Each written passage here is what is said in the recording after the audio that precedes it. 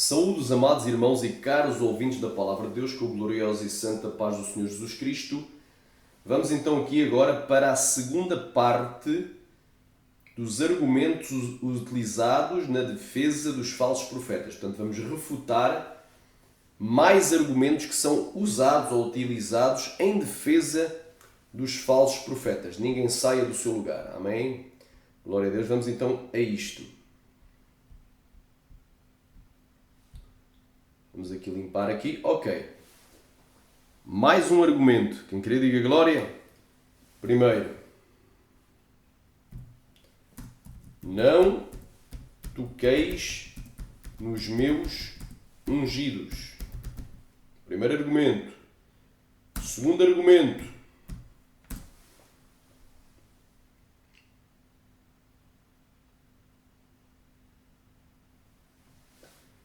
Ai de quem se levantar contra o ungido do Senhor, o ungido de Deus. Vamos aqui refutar aqui estes dois argumentos. Primeiro, porque nós estamos a falar de falsos profetas, não estamos a falar de ungidos. Amém? Primeiro eu quero que os irmãos abram. Glória a Deus, santo é o nome de Jesus. Abram as vossas Bíblias em Atos dos Apóstolos, capítulo 20, do 28 ao 30. E diz assim: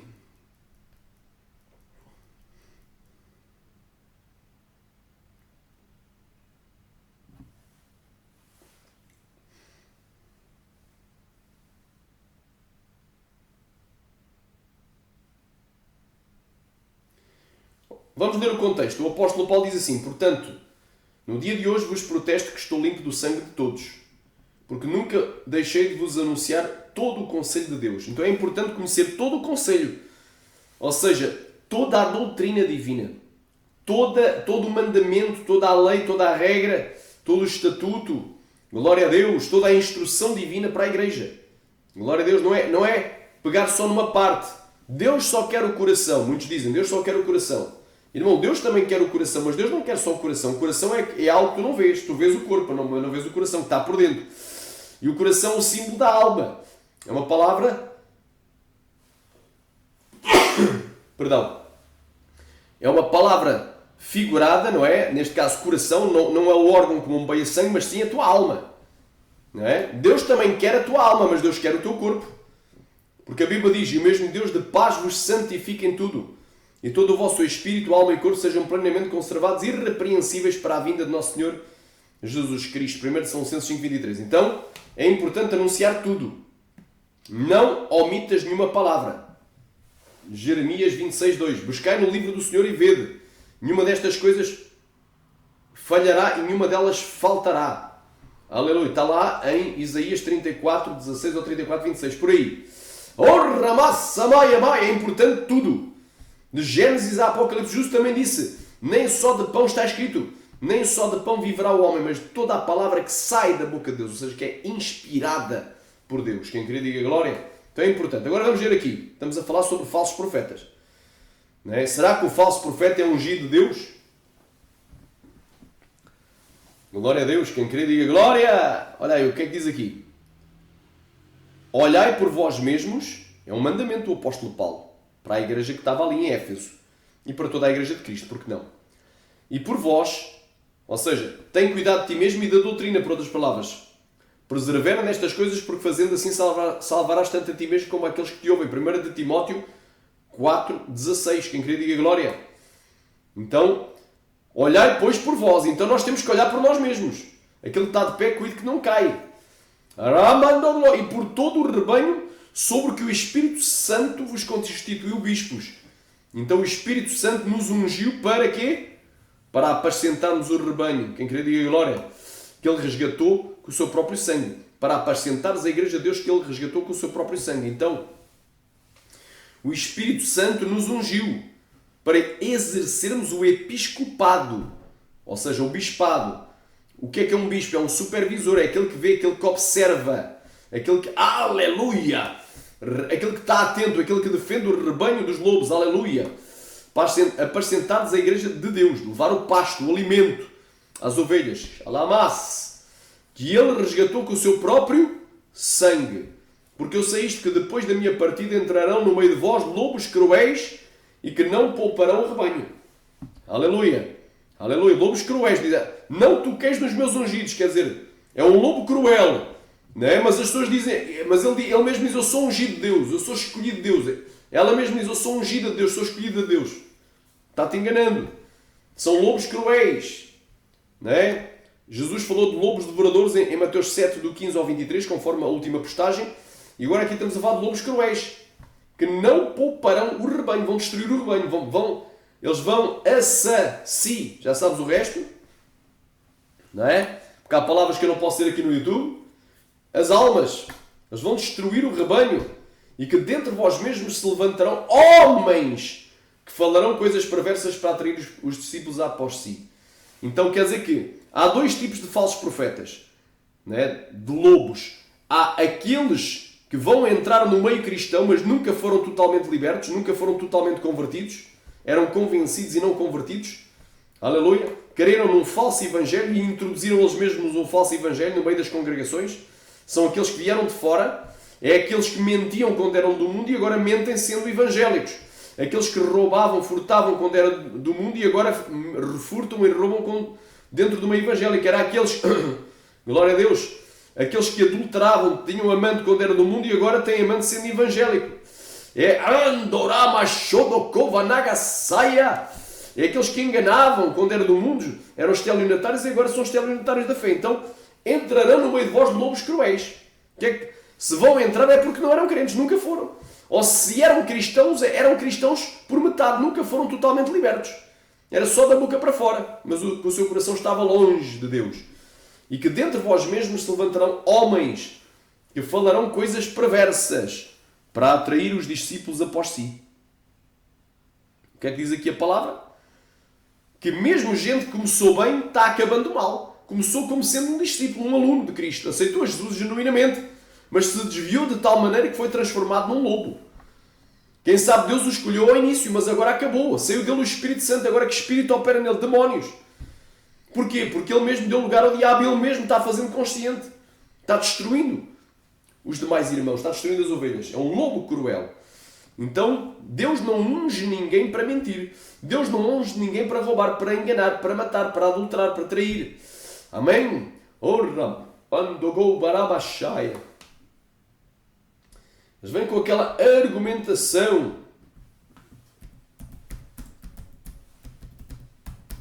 Não toqueis nos meus ungidos, nem maltrateis os meus profetas. É o Salmo 115. Salmo 105:15. Não toqueis nos meus ungidos, não maltrateis os meus profetas. Aleluia. Aleluia. Então, meu irmão, isto é uma argumentação que é uma furada. Lobo não é profeta de Deus. Mercenário não é profeta de Deus. Anticristo ou falso Cristo não é profeta de Deus. Falso profeta não é profeta de Deus. Então, a palavra é bem clara. Não é, olha aí os argumentos. Não toqueis nos meus ungidos. Ai de quem se levantar contra o ungido do Senhor. Já vimos aqui, meu irmão, que estamos a falar do quê? De lobos. Falsos profetas, não dos verdadeiros ungidos. Glória a Deus, quem crê diga glória.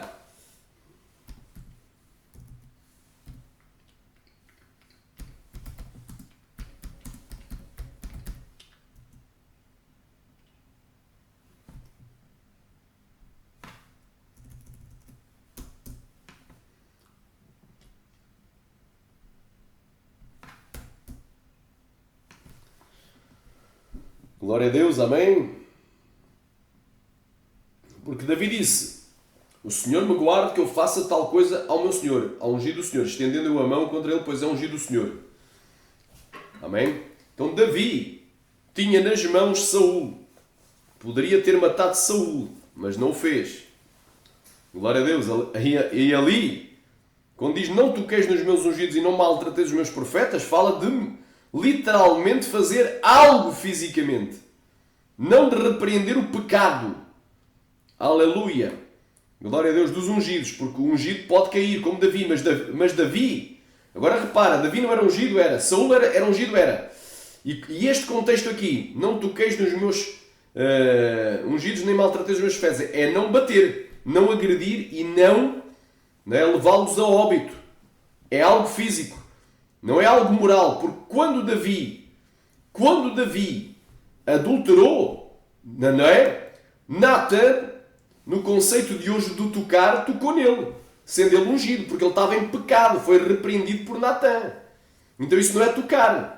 Repreender um ungido de Deus, alguém que Deus ungiu para um cargo, uma função, pelo seu pecado, não é tocar. Tocar é eu chegar lá e bater-lhe. Chegar lá e o agredir, ou fazer pior, tirar-lhe a sua própria vida. Então, muita gente erra não conhecendo as Escrituras nem o poder de Deus. Davi era ungido do Senhor. E Natan confrontou e repreendeu. Aleluia. Quem crê diga glória. Eu pergunto, aleluia.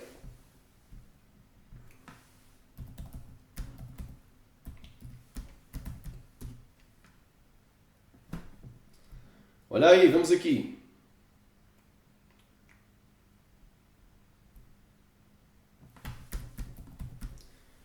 Paulo não repreendeu Pedro e Pedro não era ungido. Então repreender alguém porque está em pecado é tocar no ungido, ainda que essa pessoa seja ungida. E aqui estamos a falar dentro do contexto dos falsos profetas lobos. Esses não são ungidos. Andaraba canto alabasaia.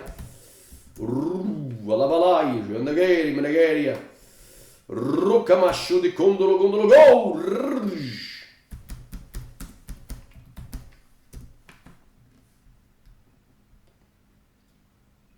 Amém? Olha aí. Vamos aqui a Gálatas capítulo 2, versículo 14. Provando. Natan repreendeu Davi e Davi era ungido do Senhor pelo seu pecado. Paulo repreendeu Pedro e Pedro era ungido do Senhor. Então repreender a pessoa, apontar o pecado e dizer para tomar vergonha na cara, seu safado, se converte. Amém? Isso não é tocar. Amém? Glória a Deus, que muitos podem dizer amém. Gálatas capítulo 2. Vamos aqui à palavra. Isto é muito forte.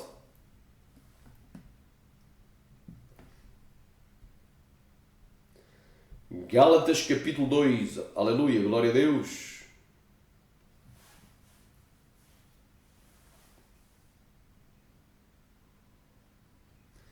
Amém? E chegando Pedro à Antioquia, lhe resisti na cara porque era repreensível. Ou seja, Pedro, tu estás desviado, tu estás em rebelião, tu és um rebelde, um apóstata, tens de converter. Resistiu-lhe na cara. Então houve uma contenda, houve uma discussão entre Paulo e Pedro, porque Pedro, glória a Deus, Pedro se tinha desviado, do propósito que Deus o tinha levantado. Porque antes que alguns tivessem chegado a partilhar, comia com os gentios. Mas depois que chegaram, se foi retirando e apartou-se deles, temendo os que eram da circuncisão. E os outros judeus também se dissimulavam com ele, de maneira que até Barnabé se deixou levar pela sua dissimulação. Então já estava ensinando até coisa errada. Estava ensinando o legalismo mosaico e não a graça de Cristo. Mas quando eu vi que não andavam bem, então estavam a pecar. E diretamente, então Pedro estava pecando. E Paulo lhe resistiu na cara. A cara que ela dizer, te converte, seu safado. Toma vergonha na cara. Aleluia, te converte. Então Paulo resistiu a Pedro. Resistir a alguém que pode ser até ungido, mas está em pecado. Aleluia, tu tens que lhe resistir na cara. Glória a Deus, para que se converta. Isso não é tocar. Tocar é bater. Tocar é fisicamente. E se fosse moralmente, é imputar a ungido coisa que ele não fez. Mentir. Falar mal que é mentir. O que é falar mal? É mentir. Falar a verdade, tu estás a cometer este pecado e este, para o irmão em Cristo. Não estou a falar para os lobos. Falar a verdade não é falar mal. Não é maldizer. Não é murmurar. Não é caluniar nem injuriar. Falar a verdade, quem diz a verdade não merece castigo. Porque nada podemos contra a verdade senão pela verdade. Acaso eu me fiz vosso inimigo por vos falar a verdade? Gálatas 4:17. Lê a epístola de Gálatas toda e tu vais entender. Então nada podemos pela verdade senão pela verdade. 2 Coríntios 13:8 dizia Paulo. Então, falar a verdade a um ungido que está em pecado, ungido, não estou a falar de um lobo, de um falso profeta, de alguém que cometeu um pecado que é para a morte, que não devemos nem orar. Estamos a falar aqui de irmãos em Cristo, ou obreiros, ou até pastores, profetas, que estão em pecado. Então nós devemos resistir na cara, se forem repreensíveis. Aleluia. Isso não é tocar. Tocar no ungido é agredir o ungido ou tirar-lhe a vida. Porque aí é fisicamente ou moralmente. Mentir e dizer que ele fez o que ele não fez. Porque ele, por exemplo, assaltou um banco e não assaltou nenhum banco. Que ele se deitou com uma amante e não se deitou. Nunca teve amante. Sempre foi fiel à esposa. Então, amém? Isso aí seria uma morte moral da pessoa. Uma morte à reputação da pessoa. Glória a Deus. Quem queria dizer agora, uma agressão à reputação da pessoa. Agora, pegar num indivíduo que pode ser ungido, mas que está em pecado e dizer que ele está em pecado tem que se arrepender, isso não é tocar nos ungidos, não. Amém? Olha o que ele diz aqui. Porque antes que alguns tivessem chegado a partear, comia com os gentios. Mas depois que chegaram, se foi retirando e apartou-se deles, temendo os que eram da circuncisão. E os outros judeus também dissimulavam com ele, de maneira que até Barnabé se deixou levar pela sua dissimulação.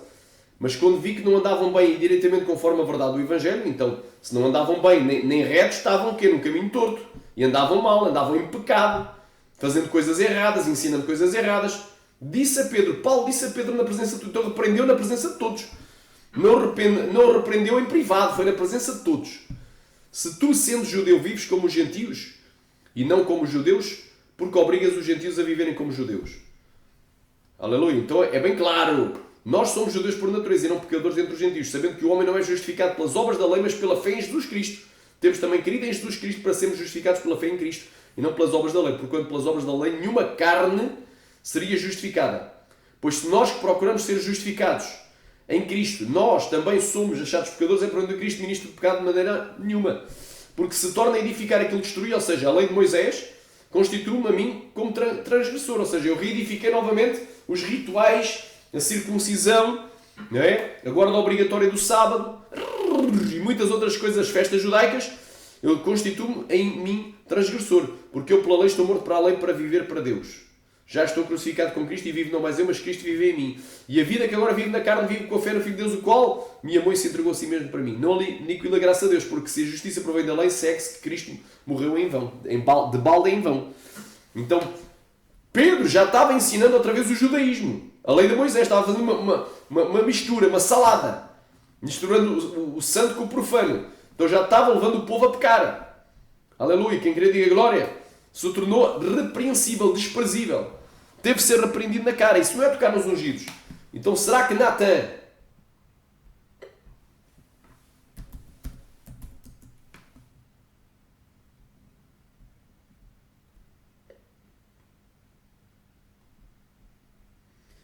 será que o profeta Natan,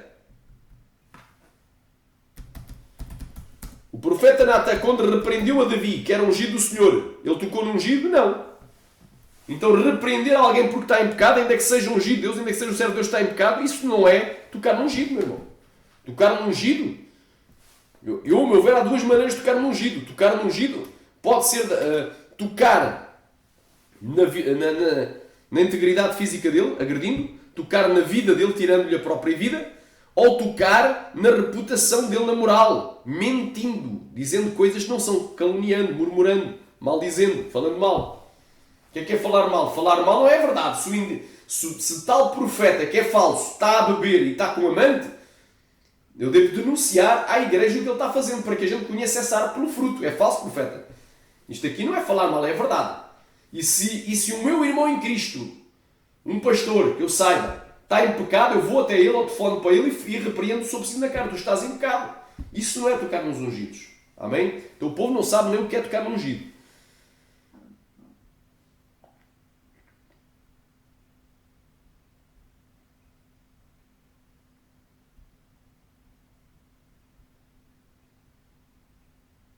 Vamos aqui ver uma parte aqui do profeta Natan.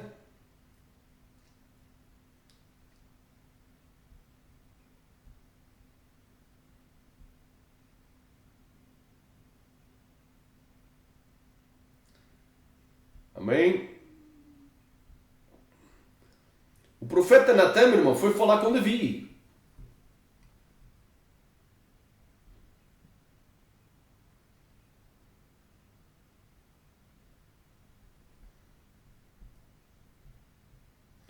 Glória seja dada ao Cordeiro.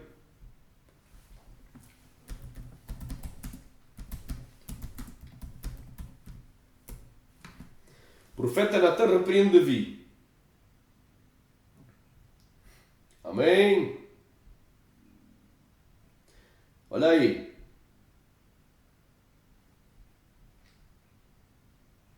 E o profeta Natan chegou lá e repreendeu.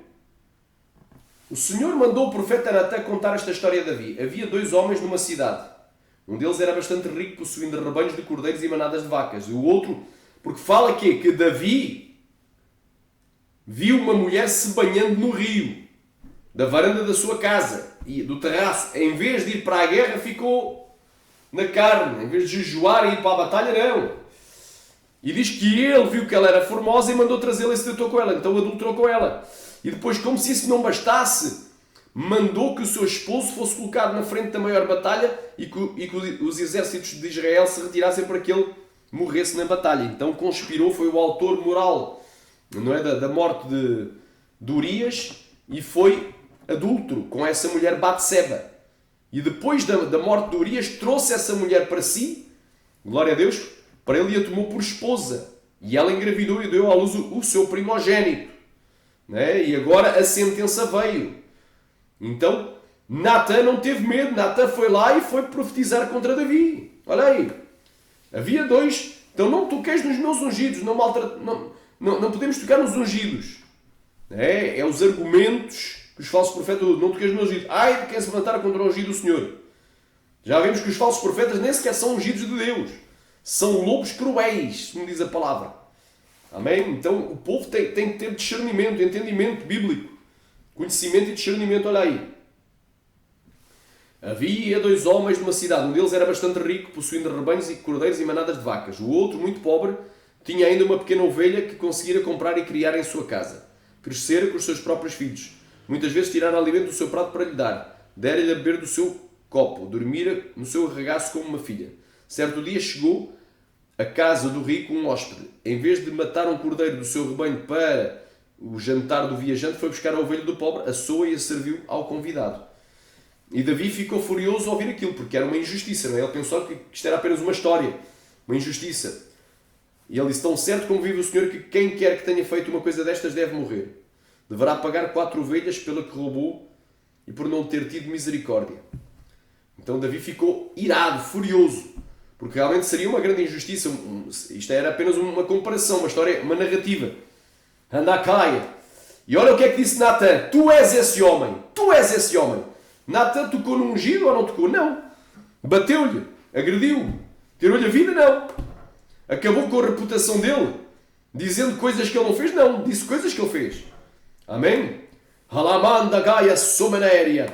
O Senhor Deus de Israel manda dizer: consagrei-te rei de Israel e salvei-te do poder de Saul. Dei-te a família e as mulheres do teu Senhor e os reinos de Israel e de Judá. Se isso não bastasse, dar-te-ia muito mais. Porque é que então desprezaste a palavra do Senhor e praticaste uma ação tão má? Enviaste Urias para ser morto em batalha, por intermédio da espada dos Amonitas, e roubaste-lhe a mulher. Por isso o assassínio será uma constante ameaça no seio da tua família daqui em diante, pois insultaste-me tomando para ti a mulher de Urias. Garanto que em razão daquilo que fizeste, a tua própria casa se revoltará contra ti, e darei as tuas mulheres a outro homem, que dormirá com elas à luz do dia. Enquanto tu o fizeste secretamente, eu tomarei providências para que tal se passe abertamente, e para que sirva de sinal a todo Israel. Agora Davi se humilhou, olha aí, que não é o caso dos falsos profetas. Tem aí falsos profetas que já lhe dissemos 2 vezes: olha, tu estás em adultério. Ele: não, é minha amiga. Então acabou, é falso profeta, nem sequer é ungido, é falso profeta.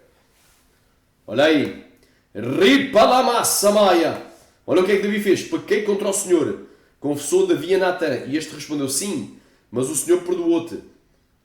Não morrerás por causa deste pecado. No entanto, deste uma grande oportunidade aos inimigos do Senhor para que o desprezem e blasfemem dele. Por isso a criança que nasceu morrerá. Ai, cai. Natan retirou-se e o Senhor permitiu que o menino de Batseba ficasse muito, muito doente. Davi implorou a Deus que poupasse o filho, deixou de comer e ficou prostrado no chão a noite inteira. Os responsáveis da sua casa imploravam que se levantasse e fosse comer com eles, mas sempre recusou. Então, ao fim de 7 dias, o bebê morreu. Os criados tinham receio de lhe dizer se estava daquela maneira quando a criança se encontrava doente, o que não será quando lhe comunicarmos que já faleceu. Davi, no entanto, reparando naqueles sussurros, percebeu o que acontecera. A criança morreu, perguntou, sim, faleceu. Então foi-se lavar, arranjou o cabelo, mudou de roupa, dirigiu-se ao tabernáculo e adorou o Senhor, e regressou ao palácio e comeu. É bem claro. Irmãos, é bem claro, meus amados. Amém? Quando um ungido, estamos a falar de um ungido, não estamos a falar do falso profeta, da pessoa que já blasfemou, da pessoa que já cometeu pecados imperdoáveis, já endureceu o seu semblante muitas vezes e foi quebrantado, será quebrantado repentinamente. Não estamos porque há duas classes de falsos profetas, de lobos cruéis. Os que entrarão no meio de vós, ou seja, não eram sequer cristãos, ou se eram cristãos nunca foram totalmente libertos, nunca passaram por um processo de libertação completo e entraram no meio cristão de paraquedas, achando que o Evangelho é só expulsar demónios, curar enfermos, profetizar, fazer milagres e pronto, e dizer umas asneiras.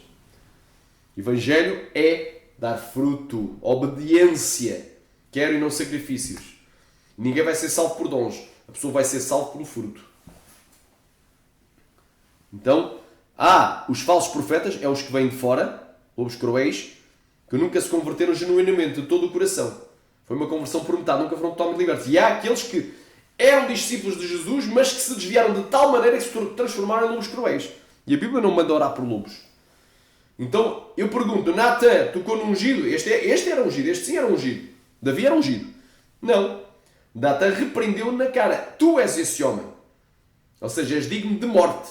Mas Deus vai ter misericórdia de ti porque tu te humilhaste. Mas ele se humilhou, Deus teve misericórdia de ti. Então é assim, meu irmão. Estou aqui provando refutando estes dois argumentos de São Tiro no pé, canoa furada, não toqueis nos meus ungidos, dizem os falsos profetas, que é para que ninguém questionar o que eles dizem. Ai de quem se levantar contra o ungido do Senhor. Amém? Só que eles não são ungidos. Se o for um dia, já não são mais.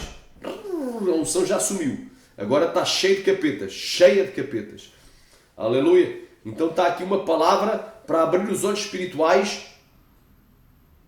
Amém? Do meu irmão e da minha irmã em Cristo. Amém? Está aqui uma palavra para tu abrires os teus olhos espirituais, refutando argumentos, não é? Estamos aqui refutando argumentos utilizados em defesa dos falsos profetas, para os defender.